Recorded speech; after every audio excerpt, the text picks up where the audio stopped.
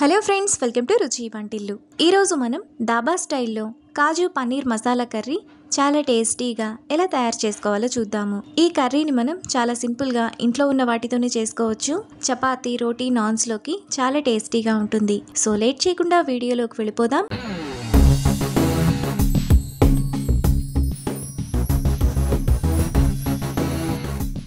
ముందుగా పన్నీర్ కర్రీ చేసుకోవడానికి స్టవ్ మీద ప్యాన్ పెట్టుకొని అందులో 1 టేబుల్ స్పూన్ ఆయిల్ వేసుకోవాలి. ఆయిల్ వేడైన తర్వాత 2 ఇంచుల దాల్చిన చెక్క, 3 యాలకులు, 4 లవంగాలు వేసుకోవాలి. తరువాత 2 టేబుల్ స్పూన్ల జీడిపప్పు, చిన్న చిన్న ముక్కలుగా కట్ చేసుకున్న 5 టమాటా వేసుకొని 1 నిమిషం పాటు మీడియం ఫ్లేమ్లో కలుపుకోవాలి.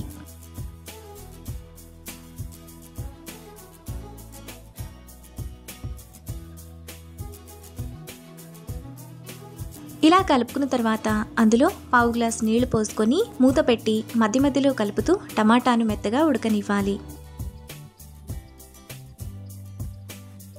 టమాటా ఇలా మెత్తగా ఉడికిన తర్వాత ఒకసారి కలుపుకొని స్టవ్ ఆఫ్ చేసి చల్లారనివ్వాలి. టమాటా చల్లారిన తర్వాత మిక్సీ జార్లోకి వేసుకోవాలి. ఇప్పుడు మూత పెట్టుకొని మెత్తటి పేస్ట్లా మిక్సీ వేసుకోవాలి. మసాలా పేస్ట్ను ఇలా వేసుకున్న తర్వాత పక్కన పెట్టుకోవాలి. ఇప్పుడు స్టవ్ మీద ప్యాన్ పెట్టుకొని అందులో 2 టేబుల్ స్పూన్లు ఆయిల్ వేసుకోవాలి. ఆయిల్ వేడైన తర్వాత 2 టేబుల్ స్పూన్ల జీడిపప్పు వేసుకొని ఫ్రై చేసుకోవాలి. జీడిపప్పును మీడియం ఫ్లేమ్లో కలర్ మారేంత వరకు ఫ్రై చేసుకోవాలి. జీడిపప్పు ఇలా వేగిన తర్వాత ప్లేట్లోకి తీసుకొని పక్కన పెట్టుకోవాలి. ఇప్పుడు ఇదే ఆయిల్లో 250 గ్రామ్స్ పన్నీర్ను ఇలా చిన్న చిన్న ముక్కలుగా కట్ చేసుకొని వేసుకోవాలి. ఇప్పుడు పన్నీర్ను కూడా కొంచెం లైట్ బ్రౌన్ కలర్ వచ్చేంత వరకు ఫ్రై చేసుకోవాలి. పన్నీర్ ఇలా బాగా వేగిన తర్వాత వాటిని కూడా ప్లేట్లోకి తీసుకొని పక్కన పెట్టుకోవాలి. ఇప్పుడు అదే ఆయిల్లో 1 టేబుల్ స్పూన్ బటర్ వేసుకోవాలి. బటర్ కూడా వేడైన తర్వాత సన్నగా తరిగిన 1 ఉల్లిపాయ, 2 పచ్చిమిరపకాయలు వేసుకొని ఫ్రై చేసుకోవాలి. ఉల్లిపాయలు ఇలా వేగిన తర్వాత 1/2 టీ స్పూన్ అల్లం వెల్లుల్లి పేస్ట్ వేసుకొని పచ్చివాసనంతా పోయేంత వరకు ఫ్రై చేసుకోవాలి.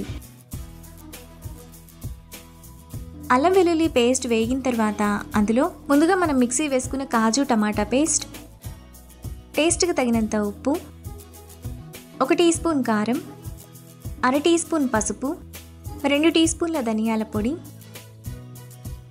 1 టీ స్పూన్ గరం మసాలా వేసుకొని మసాలా బాగా వేగిపోయి ఆయిల్ అంతా సైడ్స్కి వచ్చేంత వరకు బాగా కలుపుకోవాలి.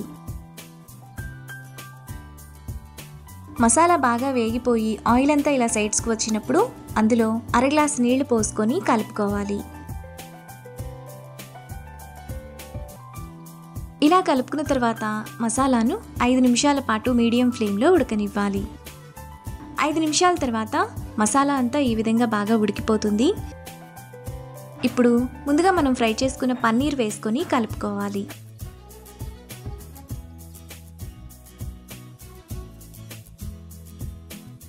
ఇలా కలుపుకున్న తర్వాత మూత పెట్టుకొని 5 నిమిషాల పాటు మీడియం ఫ్లేమ్లో ఉడకనివ్వాలి.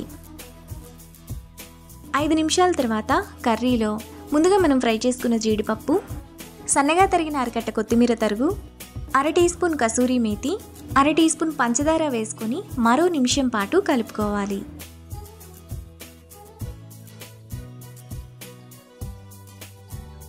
ఒక నిమిషం తర్వాత దాబా స్టైల్లో కాజు పన్నీర్ మసాలా కర్రీ మనకు చాలా టేస్టీగా రెడీ అయిపోయింది. ఇప్పుడు ఈ కర్రీని బౌల్లోకి తీసుకొని చపాతీ, రోటీ, నాన్స్లో సర్వ్ చేసుకుంటే ఎంతో టేస్టీగా సింపుల్గా చేసుకునే కాజు పన్నీర్ కర్రీ రెడీ. ఈ రెసిపీని మీరు కూడా ట్రై చేసి మీకు టేస్ట్ ఎలా కుదిరిందో నాకు కామెంట్స్లో షేర్ చేయండి. ఈ వీడియో కనుక మీకు నచ్చినట్లయితే లైక్ చేసి, షేర్ చేసి, సబ్స్క్రైబ్ చేయండి.